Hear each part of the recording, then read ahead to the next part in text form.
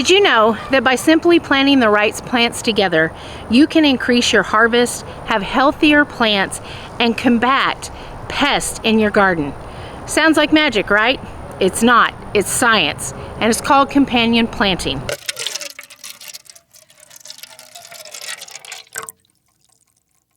If you've been around here a while, some of you know the battles that I have had with pests in my gardens, and I have tried everything to combat them.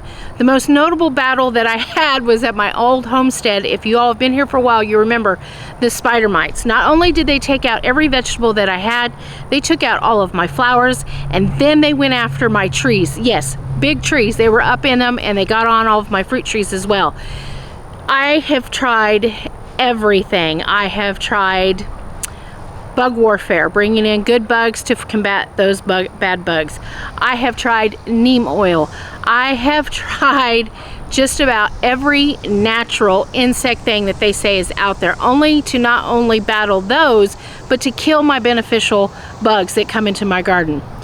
That's when I got in. That was about 5 years ago, and that's when I got into really learning about companion planting in my gardens. And last year I really feel like I found that footprint that I needed, and I had so much success with companion planting. And if you haven't seen that chaos tour where I talk about that, I will link it down in the description below. So by the end of this video, you will know what to plant with your tomatoes, your cucumbers, and your peppers. So if you are new here, welcome. My name is Dream, and this is my channel Where the Yokels Grow. And if you are returning, I am so glad to see you again. Let's dig into it. So the first crop we're going to talk about are tomatoes. Now, if you've been around here a while, you know that I plant basil with my tomatoes. So I usually plant about 4 in total down one row of tomatoes because the plants do get large. And I do this because it repels aphids, mosquitoes, and hornworms. And some say it even improves the flavor of your tomatoes. But as you know, my grandfather used to say, if it goes together, it grows together. So tomato sauce goes with basil. He's not far off. So the other thing we're going to talk about are chives. Now, chives are a perennial herb, so I would recommend you putting them in a pot near your tomatoes, as close as you can. Or you can plant onions, or you can plant garlic, anything of the, what is it, allium family or allium family. And then that will help to deter or get rid of aphids because they don't like the smell of it. As I was saying, there are hawks flying around, and if you can see my chickens in the back, that's why I keep turning off the camera. So onion, repel, they do not like the smell of it. Aphids, nematodes, and mites, and especially spider mites, they don't like it. And you can even plant, if you wanted to put a small crop of radishes down there, of course it's 21 days and then you get them out, whereas onions and chives and garlic would last a lot longer. The other one we want to talk about that you can plant with your tomato plants or in or around or near are nasturtiums. Now I keep my nasturtiums at the ends of my rows of my tomatoes because I use that as a deterrent for aphids. In other words, the nasturtium will attract the aphids away from your tomato plants. It also brings in pollinators, good pollinators, because they love the flowers. Now, aphids are very easy to get rid of off of your plants. You just take a hose with a high-powered spray at the end of it and spray the heck out of your plants, and that'll kill those aphids, and that way you don't lose your nasturtium. But it gets the aphids to come there either way. Okay, so some of you say it Borage or Borage. I say Borage. It helps to repel those nasty little hornworms, and I have a cat in the garden playing. It helps to repel the hornworms, and it also helps to deter or repel those nasty cabbage moths. And the whiteflies, I guess it's white butterflies that come with them, but it repels them from getting on your tomato plants. And that is something that I'm going to be using with another crop, and we'll talk about that a little later on. So thyme is something new that I'm going to implement this year in my garden. Of course, thyme is also a perennial herb, and you need to put it into a pot. Now, you certainly could grow it in your garden if you wish. It's a nice ground cover, keeps the ground nice and cool. But again, just remember that it it is going to spread out. That's just what thyme does. But it helps to repel. I don't know if any of you ever heard of armyworms that like to get into your tomatoes and eat those little buggers to their best life. I don't know if any of you has ever fought those. 2 years ago I fought them for the very first time, and last year I fought them. They like to hang out at this mesquite tree that's back here, so we have sprayed the bottom of the mesquite tree to try and keep any eggs that are there might be coming back, but it will help to keep those little striped armyworms away from your tomatoes. And last but not least, well, it's not the last, parsley also helps to repel aphids. Again, if it goes together, if you cook it together, it grows together. Always remember that. If you cook it together or you put it together, it grows together. You won't have any problems with it. Okay, so the best repelling plants that you can put in your garden, if you can't do any of these other things, at least do basil and do marigolds. Now, there are people who are going to tell you that marigolds, you can only use French marigolds, and they say that because those stay short to the ground. But if you grow your marigolds right, they become a small bush. Don't let anybody tell you any differently. It's because they've never had any success at doing that. It doesn't matter if it stays on the ground small or it grows tall like a lot of the other marigolds do. It's still going to do the same thing. It fights the nematodes in the soil because it releases a toxin when they eat the roots, and it kills them instantly, and you will not have nematodes in your soil. The other thing it does is it can become a trap crop for aphids. It'll attract the aphids there, and it attracts another nice beautiful little wasp who likes to lay their eggs on hornworms. Can't think of the wasp's name right now. I'll put it up here on the screen for you so you know what it is, but it attracts that wasp because it's considered a pollinator to the flower, and then those wasps will lay, if you have hornworms, will lay their eggs. So you get 2 for the price of 1 with marigolds. The other thing, if you can do it, even if you do it right now, go get you a head of garlic. Plant those garlic bulbs around your tomatoes, and those will do the same thing. Hornworms, aphids, whiteflies, none of them like the smell of onions, chives, or garlic, and it will keep them away from your tomatoes, which is what you want to have. Again, if it goes together, it grows together. I apologize for the pounding and the digging. Again, I live in the city. I know it doesn't look like it when you see what's behind me, but I promise you there is a line of houses right here. There's a line of houses over there. There's a line of the only thing that is keeping us separated is land. Next crop we're going to talk about are peppers. Peppers are some of the most fun things that you can grow. If you've been here long enough, you know that I exclusively grow all my hot peppers in one of my towers, but my sweet peppers are all in the garden with the exception of one. I do have one hot pepper that I do grow with my sweet peppers. So again, if it goes together, it grows together. And the first thing I'm going to talk to you about are garlic, onions, and chives.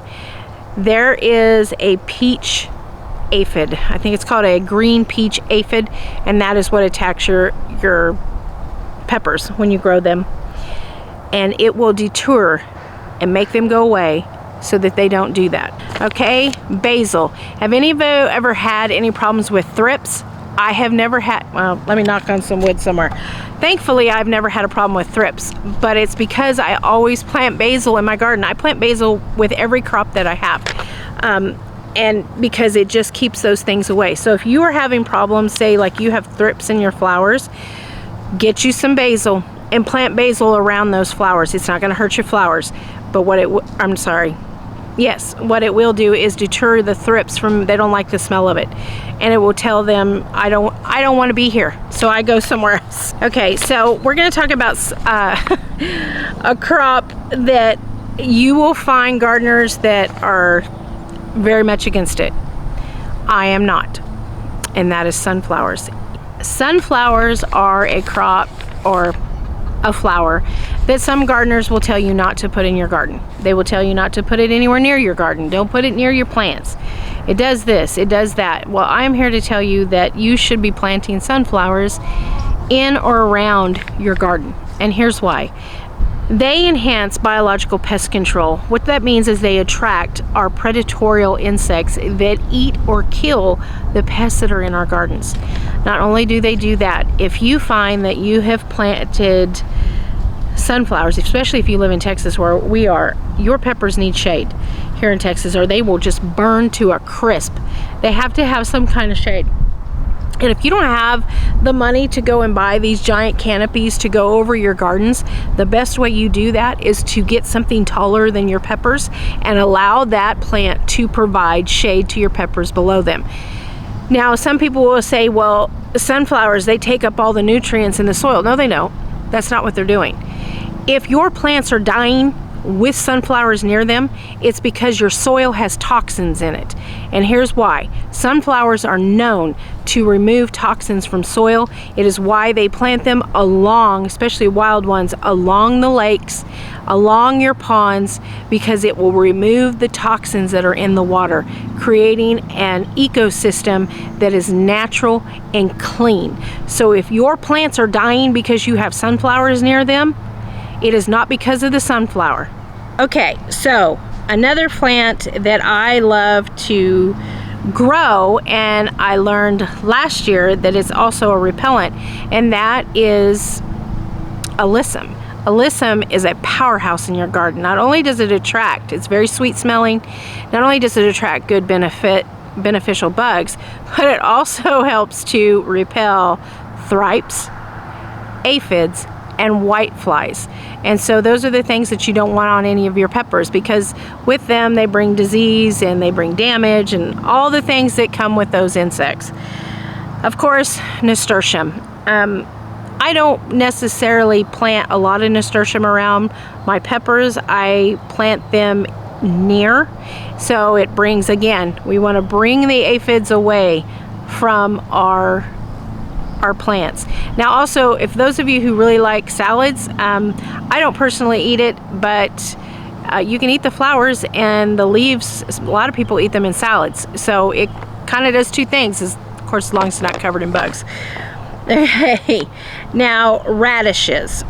Have any of you ever heard of a flea beetle? Striped beetle that looks just like a cucumber beetle, and everybody mistakes them for cucumber beetles, and they think that they have cucumber beetles and they start fighting them, and nope, you have a striped beetle. And once you have that infestation, I've had that one too, it is a horrible, horrible thing to get rid of. And they will be there for years because they lay their eggs in the soil and then they come up. So unless you want to poison your soil, there's no way to kill them unless they're up and out of there. So plant radishes. They do not like the smell of radishes. They actually hate it. Again, radishes are a fast crop. You can leave the radishes in. When you start to see them flower, cut those flowers off, because at that point they become toxic to the plants around them, and that's a whole nother thing. But the other thing that the other thing is they become a trap crop for these flea beetles, and once they're there, they don't really like it. It has a toxin in it, and it just makes them not want to be there anymore. Okay, and this is the last, well, it's not the last one, but here is the hot pepper that I grow in my pepper plants, and that is a hot red cherry pepper. So round cherry, excellent to pickle, and then you stuff a little cheese in there, pickle that with that, or you can stuff it in there, put a little of the balsamic glaze over it. Mwah, chef's kiss. But what they do in the garden is they become a trap crop for damaging maggot flies. Or maggots are the larvae of the flies, and with that they bring damage and disease with them. Once you have them, your crop is pretty much gone at that point. So those are just a few things that you can plant in your peppers. Those are the things that I've planted. I plant radishes in almost every crop that I have. Tomatoes, potatoes, corn, my peppers, especially my cabbages. So think about, we're not going to talk about cabbage today, but those are just some of the things that I plant with those. So our next crop that we're going to talk about are cucumbers. Everybody loves cucumbers. They're good to eat fresh. They're great for pickles. They're great for pickle relish, for, you know, those hot days when your kids want hot dogs, they want some sweet pickle relish on it. Excellent, excellent crop to grow. But if you don't like cucumbers, then you know, you just don't like them. But the very first one we're going to talk about are marigolds. Helps to repel harmful insects. Another one, trap crop for aphids. Now I grow my marigolds with my cucumbers, but I grow them at the ends of each row. I don't necessarily put them in there.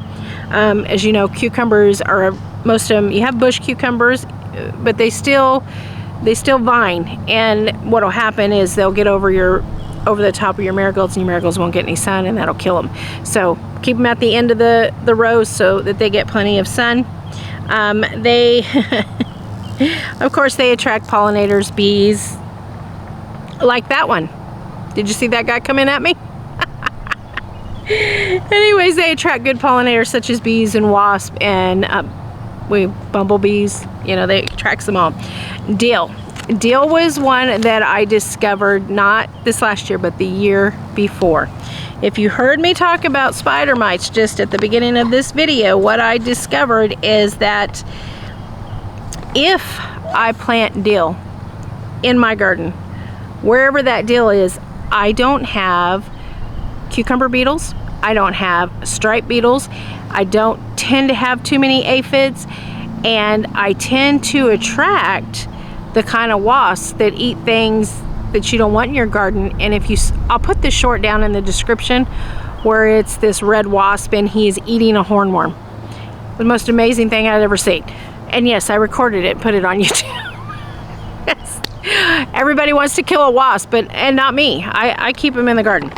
But back to dill. It also attracts ladybugs, bees, hoverflies, sit down, spiders. I prefer to have spiders in my garden, and so I love spiders. That's all I can say. So radishes keep cucumber beetles and stripe beetles away from your cucumbers. Again, it is a fast crop. It's going to bulb within 21 to 28 days, and you're going to have to leave it there. It's not something you're going to pull out and eat. If it begins to flower, cut the flowers off, because at that point, if those flowers start, that's where the toxins are, is in the flowers. All right, here we are. We're back to sunflowers again. Sunflowers provide much needed shade in the heat of Texas.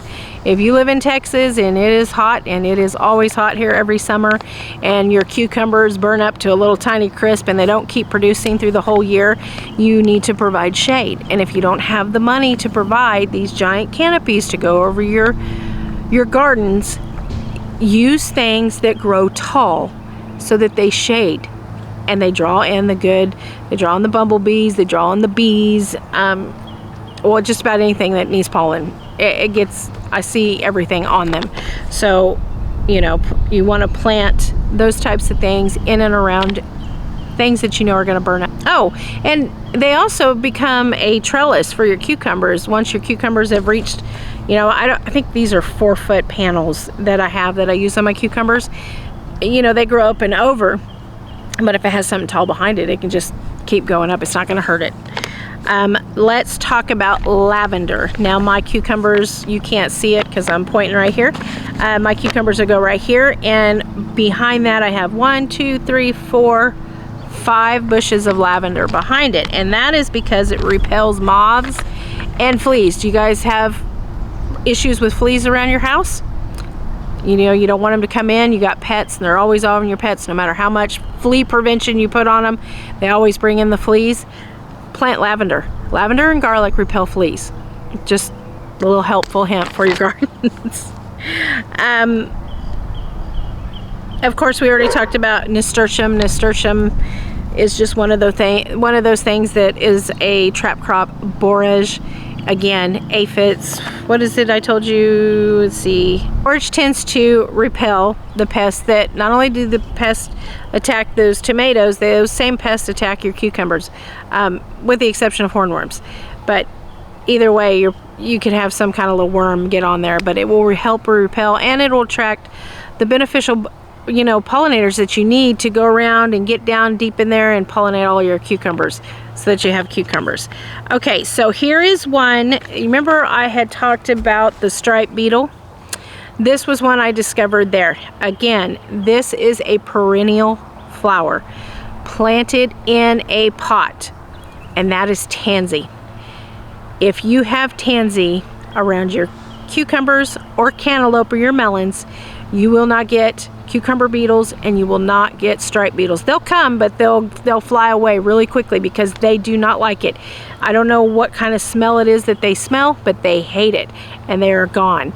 And I used to have at my old garden, I'll see if I can find some footage and put it up. My old garden, I used to have huge tansy, and this is how I discovered they were perennials, huge tansy bushes at the end of each one of my raised beds, and it was the best investment. And this year, last year I lost my tansies that I had in the pots. They weren't young, you know, they were 4 or 5 years old, so I've started a whole bunch more in the greenhouse. And of course, basil thripes and disorients moths. So like your white flower or the white moth, well, it's not a moth, it's a butterfly, but your moths that come into your garden. I don't really have anything against moths that come into my garden, just because, and most people don't see it my way, but the horned worm moth is one of the most rare. You know, you don't think it is because there's so many hornworms, but most of those hornworms don't become moths. They're beautiful once they get to adulthood. Get chickens, they said. It'll be fun, they said. So fun, they crap all over you. With that said, we're featuring this shirt from our launch, our merchandise launch that we had in January, I think it was. But this is our 3-year anniversary shirt. This one, you see it? This one says, where the yokels grow, garden steps, every step counts. And this is our 3-year anniversary. It comes in multiple colors, sizes all the way up to 5X. Houses behind me, dogs barking, chickens, you know, we have all the noises, lawnmowers. But there you have it. Companion planting, it's a game changer. You will grow bigger crops, you'll have healthier crops, you'll attract beneficial insects or pollinators to your garden. It is a total game changer for you. And I'd love to hear from you guys again. Like I said before, I'd love to hear from you down in the comments. Let me know what your go-to companion plants are so the rest of us can thrive all together and we can continue to grow together. So if you found this video helpful and informational, please consider subscribing to this channel. Hit the like button, it helps our channel to grow, and also consider hitting that notification bell so you can be notified when new videos come out. And as always, no matter how you do it, you keep growing. Happy gardening, you all. Bye-bye.